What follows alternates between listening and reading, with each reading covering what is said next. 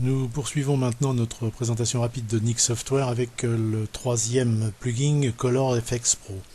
Donc là on rentre dans un domaine où il est plus question d'un choix artistique et de goût de chacun que de traitement technique.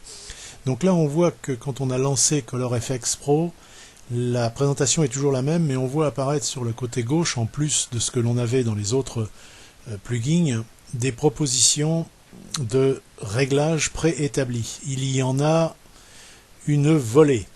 Et à chaque fois que vous allez dans une famille, vous avez sur la droite des petits rectangles qui vous indiquent que vous avez plusieurs choix possibles dans cette famille.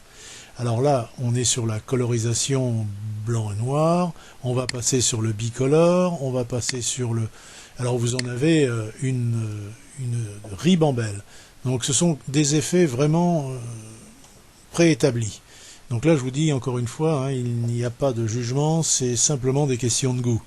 Cela peut servir notamment pour les gens qui font un peu de diaporama ou quelquefois pour mettre des images un peu bizarres, et on n'a pas trop à se casser la tête puisque le choix est déjà préétabli et on n'a pas grand chose à y faire.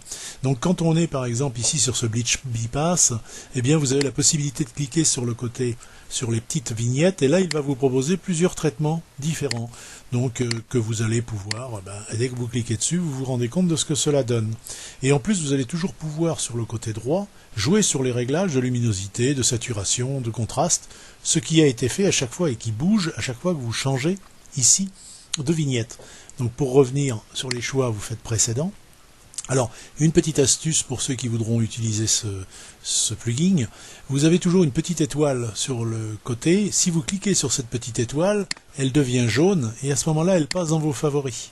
Ce qui fait que dans vos favoris, vous n'avez pas à vous embêter de la totalité de la liste. Si vous n'utilisez que 5 ou 6 pré-réglages, eh bien vous les retrouverez dans vos favoris, ce qui vous évitera d'aller dans tout ou d'aller dans les familles diverses qui ont été créées directement dans le logiciel.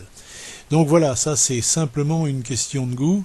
Alors une petite astuce, c'est que par exemple ici nous avons un traitement qui a été appliqué à l'image. Si vous voulez que le traitement s'applique à la totalité de l'image, sauf au cheval et à sa cavalière ici, vous avez toujours la possibilité de revenir avec toujours nos points de contrôle.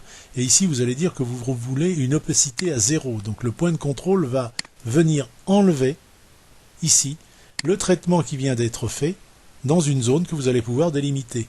C'est-à-dire que ici, je vais enlever le traitement sur les 2 chevaux et ses cavalières, et je laisse le traitement sur le côté, tout autour. Donc là, ce sont des possibilités où vous pouvez faire le contraire, c'est-à-dire dire que vous voulez le traitement à 100% ici, dans cette zone ici.